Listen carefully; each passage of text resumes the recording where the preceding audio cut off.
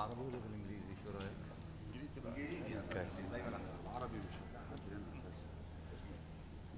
As you all know that the Security Council just finished a very important open meeting regarding the white note which was prepared by the Secretary General about the danger of using starvation and famine as a tool of war, which is illegal, and in accordance with a special resolution 2710, I believe, in the year 2018, the Secretary General was requested to submit a report when he sees a danger of using that as a weapon in armed conflict.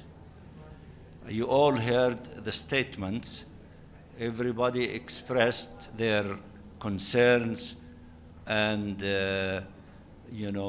showed empathy with the Palestinian people against such danger, but also the great majority of members indicated that if we seriously want to stop starvation against the 2.3 million Palestinians in the Gaza Strip, what we need is a ceasefire, immediate ceasefire, and it has to take place now, as was called for by the Secretary General months ago, and even he used his authority under Article 99 of the Charter and brought the attention to the Security Council demanding a humanitarian ceasefire. Unfortunately, until this moment, we do not see the Security Council adopting a resolution calling for a ceasefire, including humanitarian ceasefire as requested or called for by the Secretary General.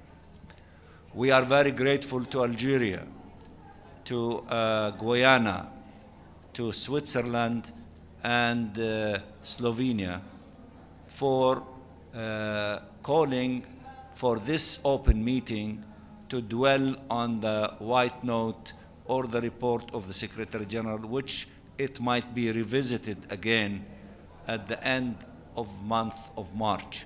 But we felt, and these countries, which we are grateful to them, led by Algeria, called for this meeting now to continue the pressure on the Security Council to act, and to act now and as swiftly as possible to call for a ceasefire to save lives and to stop Israel from possibly invading Rafah and endangering 1.4 million civilians, Palestinians, who are cramped into that narrow area in Rafah and around Rafah, and the danger of pushing them into Sinai and having a second Nakba imposed on the Palestinian people. The Arab group decided, and we are implementing the strategy to keep pressuring the Security Council to act, to shoulder its responsibility, and we will be also pressuring the General Assembly. We requested a number of meetings. Tomorrow at 11 o'clock, the Arab group and the OIC as a whole will be having a meeting to discuss further the details of the strategy that was adopted by the Arab group to expand the support to the strategy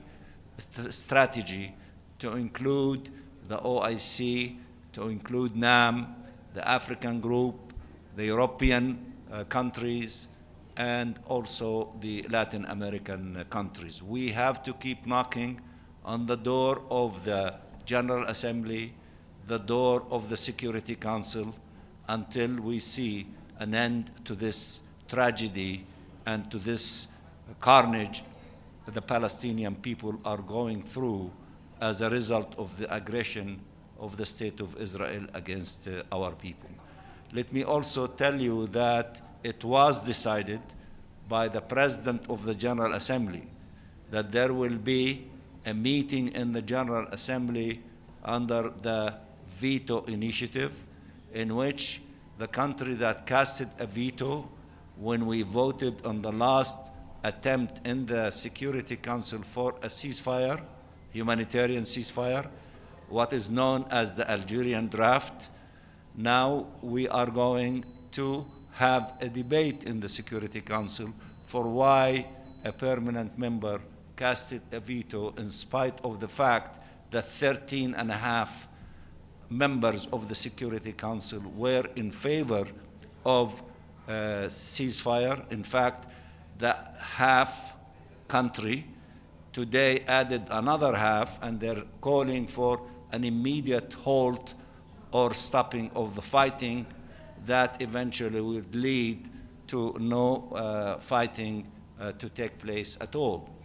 So this is where we are, and I want also to inform you that we will be having 10 plus a child from victims or relatives to those who lost a large number of their families in Gaza. They will be on the 6th around noon meeting with the Secretary General, and we are coordinating through my brother, the ambassador of Algeria, to have a meeting, informal luncheon with them, with members of the Security Council. And in the afternoon, we will have a large meeting of the Arab countries, the OIC, and maybe NAM, and all those who want to join us to listen to those victims and the stories of their families. The child, he is 5 years old, is hosted by a family in Staten Island to treat him, and he will be among them. And we will see if we can also organize a press conference for them so that they can engage you and that you can ask them questions. And I hope that you can tell their stories to all of your audience, the people that you write to and the people whom you report to through your cameras and through your radio programs on media possibilities. We thank you for being with us. We keep informing you. We will continue to do so, so that you can tell the tragedy of the Palestinian people, and in addition to that, to keep the pressure on those who are not listening, to the hundreds of millions who are in the streets, including New York City, calling for a ceasefire and a ceasefire now. And we hope that those who are in authority, who are not listening to this massive call from every corner of the globe, to listen to them and to have a ceasefire in order to save lives of the Palestinian people in the Gaza Strip and to save lives, period. If you have one or two questions, and then we will call it over. Ambassador, thank you. Ibtisam Azim, Al Arabi Al Jadid newspaper. First, two questions. First, you talked last week about the efforts of that you are trying to have a signature or a list of countries to support your efforts for a full membership of Palestine in the General Assembly. If you could please update us on that. And my second question is the Americans today, the American ambassador talked today about or urged Israel to allow more aid. How serious is this demand, do you think, given the fact that the Americans continue to deliver weapons to the Israelis? Thank you. I will start with the second one. The Israeli ambassador repeated that. He repeated this big lie that also his PR often repeated that in the Security Council, that there is no limit to humanitarian aid that can go into Gaza. But the UN does not have the capacity to handle it. Now the question is that the UN has the capacity to handle it. The UNRWA has 13,000 employees that they can deliver humanitarian assistance to scale to all corners of the Gaza Strip. But if the bombing is on top of their heads and the tanks artillery are killing them, and they killed so far more than 160 of UNRWA employees and other UN employees, then if your life is in danger, it's not that you don't have capacity. You are afraid to carry out your duty under these conditions. If we have a ceasefire and they stop endangering their lives, not only they will see the 13,000 brave employees of UNRWA taking the maximum amount of humanitarian aid to reach all parts of Gaza, starting with the north and the south and the east and the west and everywhere.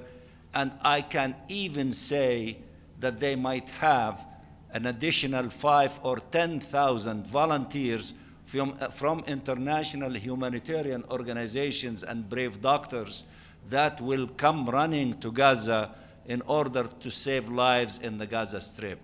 So therefore, this lie by the Israeli representatives that they will welcome an unlimited amount of humanitarian aid to come, and in fact, he said there are 500 truckloads outside Karim Abu Salim ready to enter, but the United Nations does not have the capacity to handle these things. This is a big lie.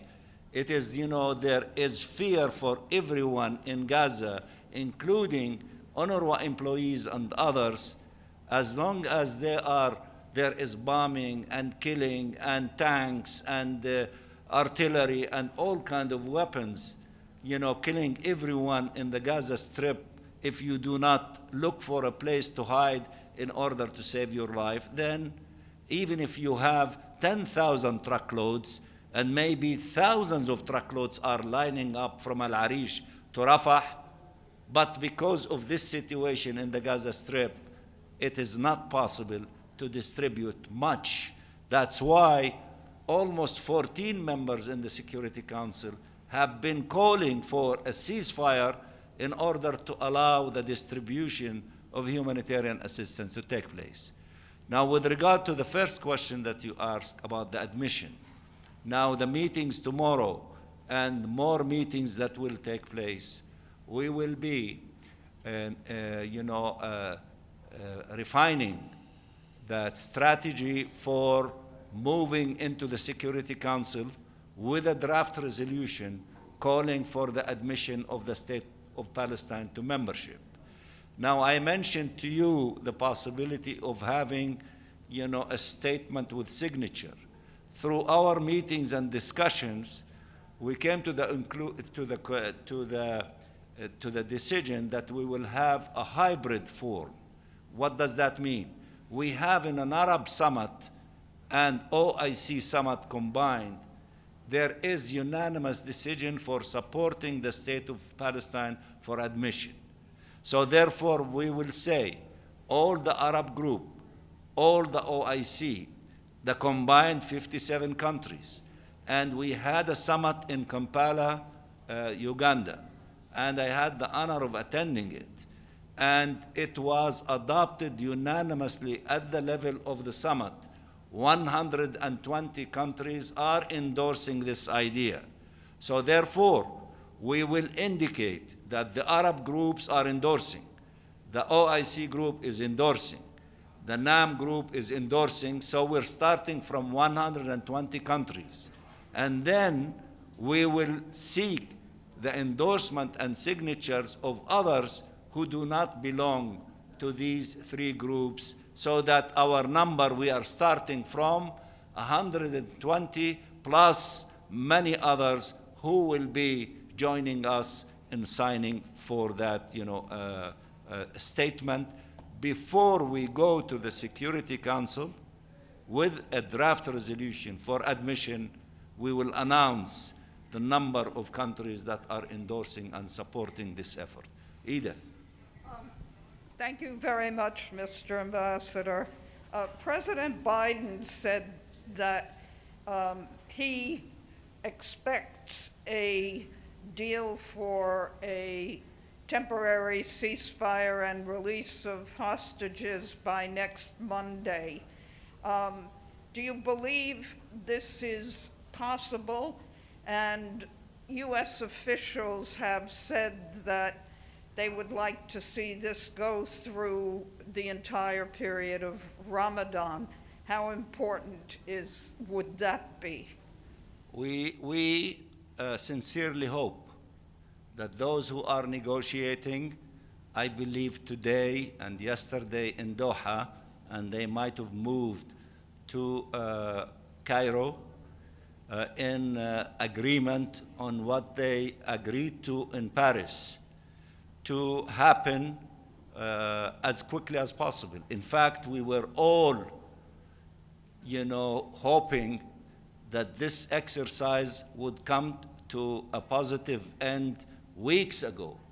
And in fact, part of giving additional time to members of the Security Council when they were in Colombia, because some said that there is a possibility of agreement in the next few days. And out of flexibility and responsibility, the Arab representative, on behalf of all of us, Algeria, was gracious enough to give members of the Security Council the additional time, hoping that it will happen. Unfortunately, it did not happen. That's why we went to the Security Council with our draft that did not survive because of the veto. However, we are ready and hoping tonight, tomorrow, the day after, as soon as possible, to reach an agreement, because we want to save lives. We want to see the end of the killing and the fighting by the Israeli occupying authorities against our civilian population. We want to feed them. We want to send them water and medicine and all of the sustenance of life. And that was the subject of the meeting that we just concluded in the Security Council. So therefore, we hope the President of the United States is the President of the United States. If he said that by Monday that there will be a ceasefire, what do you think? You are a seasoned diplomat. You've been around for a long period of time. When the President of the United States speaks, how should we take it? I'm a seasoned journalist, not a seasoned diplomat. That's why I'm asking you. Okay, but anyhow, so we hope that something happens, but nevertheless, we will keep knocking on the door, and we will continue to contribute from our side to reach the moment of having a ceasefire, to begin the process of attending to the wounds of our people and healing the situation in Gaza and rebuilding it. Thank you very much. Thank you very much. يعطيكم العافية. الله يعافيك.